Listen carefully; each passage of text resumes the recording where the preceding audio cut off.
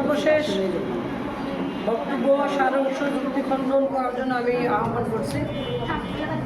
বক্তব্য নিয়ে আসছেন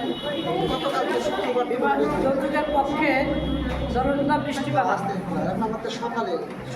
ধন্যবাদ মাননীয় মডারেটর আমাকে আবার এখানে উপস্থাপন করার জন্য। মাননীয় মডারেটর, আমার পক্ষদল প্রশ্ন করেছে যে আপনারা কি পণ্য হিসাবে দাবি করতে চান? মাননীয় মডারেটর, আমরা তো বলছি না এখানে যে আমরা পণ্য হিসাবে এগুলো দাবি করতে চাই। মাননীয় মডারেটর, এখানে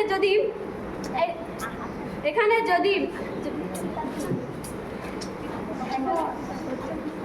আমরা পণ্য হিসাবে করতে চাই, তাহলে বারবার কেন আমরা যৌতুকের অর্থ দেনমোহর তারপরে গিফট মোহরনা কেন বোঝাচ্ছি? মাননীয় মডারেটর, আমার প্রতিপক্ষ দল আবার প্রশ্ন করেছেন যে আমরা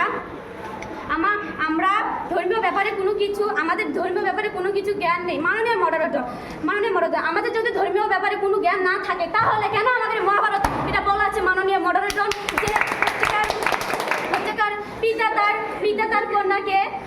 পিতা তার কন্যাকে দেনমোহর হিসাবে, আশীর্বাদ হিসাবে কোনো কিছু দিতে পারে। মাননীয় মডারেটর,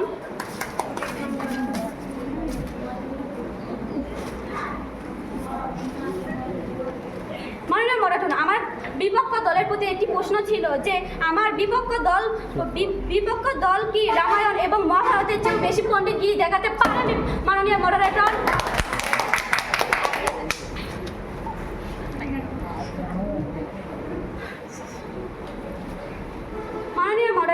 এখানে আমার বিপক্ষে চতুর্থ বক্তা বলেছেন যে যৌতুক দেওয়ার কারণে অনেক নারী না দেওয়ার কারণে অনেক নারীরা পুড়ে এবং নির্যাতনে হয়ে মারা যাচ্ছে। মাননীয় মডারেটর, এখানে তারা যদি যৌতুক দেয় তাহলে কি আমরা মাননীয় মডারেটর তারা হচ্ছে তারা পুড়িয়ে মারা তারা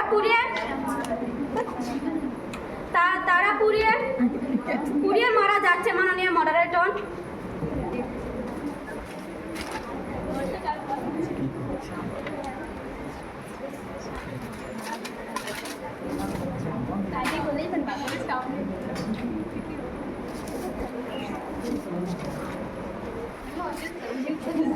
মাননীয় মডারেটর, আমার বিপক্ষ দলের প্রতি আরেকটি প্রশ্ন কি বিশ্বের সবচেয়ে বড়